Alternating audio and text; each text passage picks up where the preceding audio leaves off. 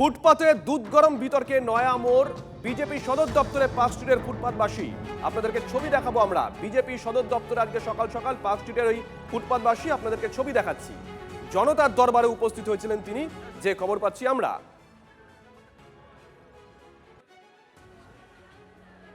মুখ্যমন্ত্রী জনতার দরবারে শিশুকে নিয়ে উপস্থিত প্রৌঢ়া।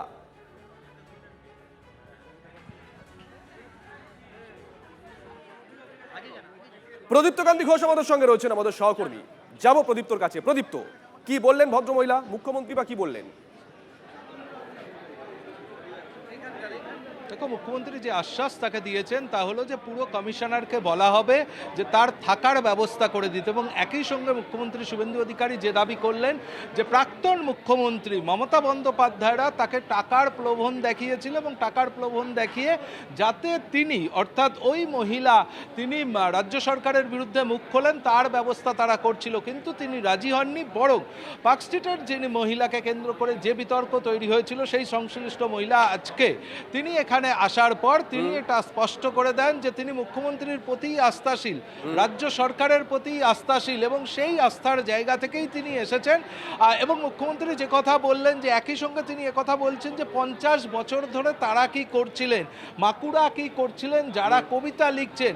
শুভজিৎ, ঘটনাচক্রে এই বিতর্কের মধ্যেই আমরা দেখেছি যে শ্রীজাত তিনি কবিতা লিখেছিলেন, মুখ্যমন্ত্রী তাকে উদ্দেশ্য করে বললেন কিনা সেটা স্পষ্ট নয়, কিন্তু তারা বারংবার যে কথা বলছেন যে 15 বছর অর্থাৎ তৃণমূল জমানা, এবং তার আগে 34 বছর অর্থাৎ আরো 34 বছর, সব মিলিয়ে 49 বছরে বাংলার মানুষকে কেন ফুটপাতে থাকতে হচ্ছে, এই প্রশ্নই কিন্তু মুখ্যমন্ত্রী পক্ষান্তরে তুলে দিয়ে গেলেন।